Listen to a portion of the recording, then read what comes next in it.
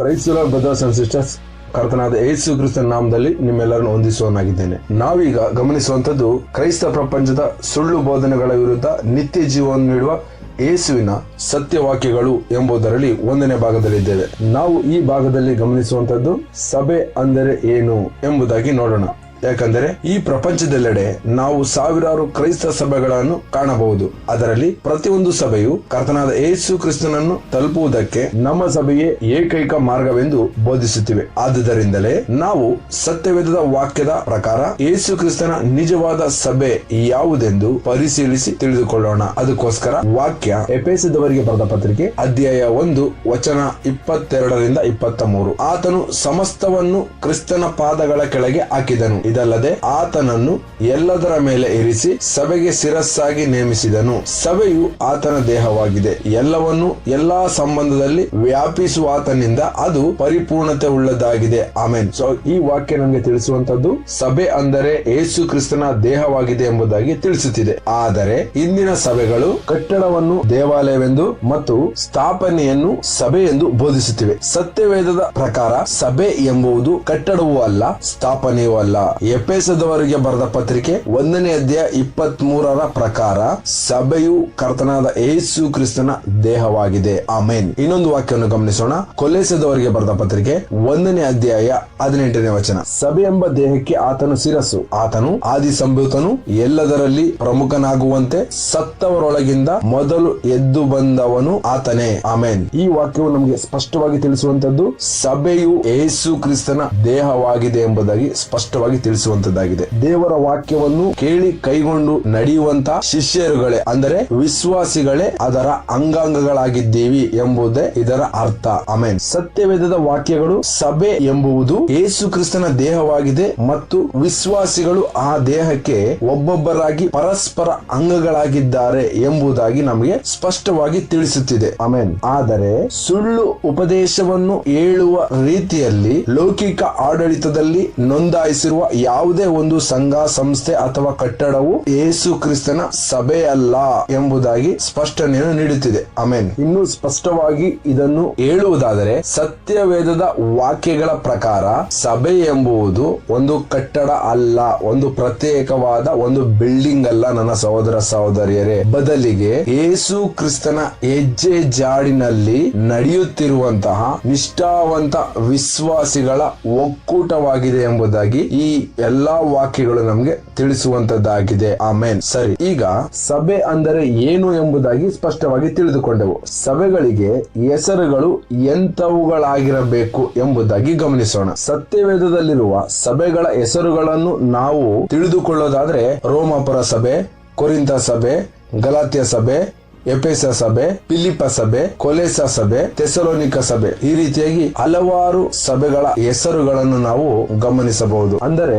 ಇದರ ಅರ್ಥ ಈ ಸಭೆಗಳ ಹೆಸರುಗಳೆಲ್ಲ ನೀವೇ ಒಮ್ಮೆ ಪರಿಶೀಲಿಸಿ ನೋಡಿ. ಎಲ್ಲಾ ಸಭೆಗಳ ಹೆಸರುಗಳು ಆ ಪಟ್ಟಣಗಳ ಹೆಸರುಗಳನ್ನೇ ಒಳಗೊಂಡಿವೆ. ಸತ್ಯವೇದದಲ್ಲಿರುವ ಪ್ರತಿಯೊಂದು ಸಭೆಗಳ ಹೆಸರುಗಳು ಅದನ್ನು ಒಳಗೊಂಡಿರುವ ಪಟ್ಟಣಗಳ ಹೆಸರುಗಳಿಂದಲೇ ಕರೆಯಲ್ಪಡುತ್ತಿತ್ತು ಎಂಬುದನ್ನು ಸ್ಪಷ್ಟವಾಗಿ ನಾವು ತಿಳಿದಿರಬೇಕು. ಆಮೆನ್. ಆದರೆ ಈಗಿನ ಕಾಲದ ಕ್ರೈಸ್ತರು ತಮಗಾಗಿ ಅನೇಕ ಸಭೆಗಳನ್ನು ಪಂಗಡವಾಗಿ ಮಾಡಿಕೊಂಡು ತಮ್ಮದೇ ಆದ ಸ್ಥಾಪನೆಗಳನ್ನು ಅಂದರೆ ಟ್ರಸ್ಟ್ ಗಳನ್ನು ಸ್ಥಾಪಿಸುತ್ತಿದ್ದಾರೆ ಮತ್ತು ಅದಕ್ಕೆ ತಮ್ಮ ಸ್ವಂತ ನಿರ್ಧಾರಗಳ ಪ್ರಕಾರ ಹೆಸರುಗಳನ್ನು ಇಟ್ಟುಕೊಳ್ಳುತ್ತಿದ್ದಾರೆ. ಉದಾಹರಣೆಗೆ RC, CSI, ಬ್ರದರನ್ಸ್, JW, seventh day, Methodist, Jesus only, TPM, AG, Protestant, ಇನ್ನು ನಾನಾ ರೀತಿಯಾದ ಹೆಸರುಗಳನ್ನು ಒಳಗೊಂಡಿರುವ ಕ್ರೈಸ್ತ ಸಭೆಗಳನ್ನು ಇಡೀ ಪ್ರಪಂಚಾದ್ಯಂತ ನಾವು ಗಮನಿಸಲು ಸಾಧ್ಯವಾಗುತ್ತಿದೆ. ಇದು ಸತ್ಯವೇದದ ವಾಕ್ಯಗಳಿಗೆ ಸಂಪೂರ್ಣವಾಗಿ ವಿರುದ್ಧವಾಗಿದೆ ನನ್ನ ಸಹೋದರ ಸಹೋದರಿಯರೇ. ಸರಿ,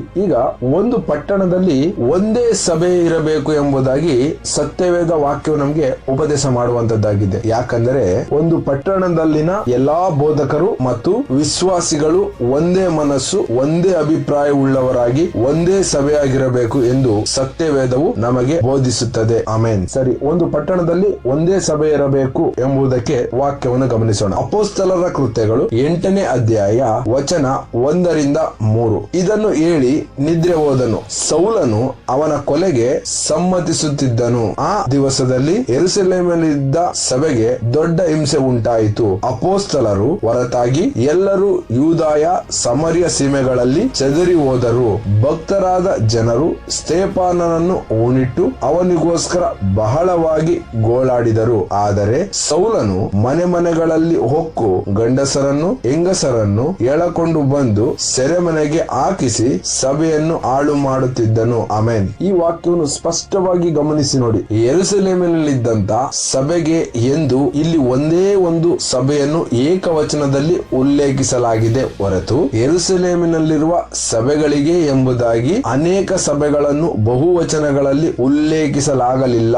ಯಾಕಂದರೆ ಯೆರೂಸಲೇಮ್ ಪಟ್ಟಣದಲ್ಲಿದ್ದುದು ಒಂದೇ ಒಂದು ಸಭೆ ಮಾತ್ರವೇ. ಆಮೆನ್. ಸೌಲನು ಯೆರೂಸಲೇಮ್ ಪಟ್ಟಣದಲ್ಲಿದ್ದ ಏಕೈಕ ಸಭೆಯಾದ ಯೆರೂಸಲೇಮಿನ ಸಭೆಯನ್ನು ಹಿಂಸೆ ಪಡಿಸುತ್ತಿದ್ದನು ಎಂಬುದಕ್ಕೆ ಈ ವಾಕ್ಯವೇ ನಮಗೆ ಸಾಕ್ಷಿಯಾಗಿದೆ. ಸತ್ಯವೇದದಲ್ಲಿ ನಾವು ಗಮನಿಸುವ ಎಲ್ಲಾ ಆದಿ ಸಭೆಗಳು ಆ ಊರಿನ ಹೆಸರು ಅಥವಾ ಆ ಪಟ್ಟಣದ ಹೆಸರುಗಳಲ್ಲೇ ಒಳಗೊಂಡಿತ್ತು ಎಂಬುದನ್ನು, ಪಟ್ಟಣಕ್ಕೆ ಒಂದು ಸಭೆಯಂತೆ ಪ್ರತಿಯೊಂದು ಪಟ್ಟಣದಲ್ಲೂ ಒಂದೊಂದು ಸಭೆ ಮಾತ್ರವೇ ಇತ್ತು ಎಂಬುದನ್ನು ನಾವಿಲ್ಲಿ ಸ್ಪಷ್ಟವಾಗಿ ಅರ್ಥ ಮಾಡಿಕೊಳ್ಳಬಹುದು. ನನ್ನ ಸಹೋದರ ಸಹೋದರಿಯರೇ, ಯೆರೂಸಲೇಮಿನ ಮನೆಗಳಲ್ಲಿ ಸಭೆಯಾಗಿ ಕೂಡಿ ಬರುತ್ತಿದ್ದ ಯೇಸು ಕ್ರಿಸ್ತನ ಶಿಷ್ಯರು ತಮ್ಮನ್ನು ಪಂಗಡವಾದ ಸಭೆಯಾಗಿ ವಿಂಗಡಿಸಿಕೊಂಡು ಬೇರ್ಪಡದೆ ಯೆರೂಸಲೇಮ್ ನಗರದಲ್ಲಿ ಒಂದೇ ಸಭೆಯಾಗಿ ಒಮ್ಮನಸ್ಸಿನಿಂದ ಅನ್ಯೋನ್ಯತೆಯಿಂದಿದ್ದರು.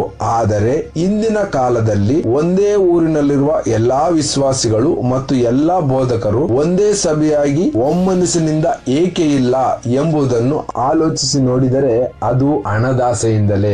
ಆದರೆ ದೇವರ ವಾಕ್ಯ ಹೇಳುತ್ತದೆ, ಹಣದಾಸೆಯು ಸಕಲ ವಿಧವಾದ ಕೆಟ್ಟತನಕ್ಕೆ ಮೂಲವಾಗಿದೆ ಎಂಬುದನ್ನು ನೀವು ಅರ್ಥ ಮಾಡಿಕೊಳ್ಳಬಹುದು. ಆಮೆನ್. ಇನ್ನೊಂದು ವಾಕ್ಯವನ್ನು ಗಮನಿಸೋಣ.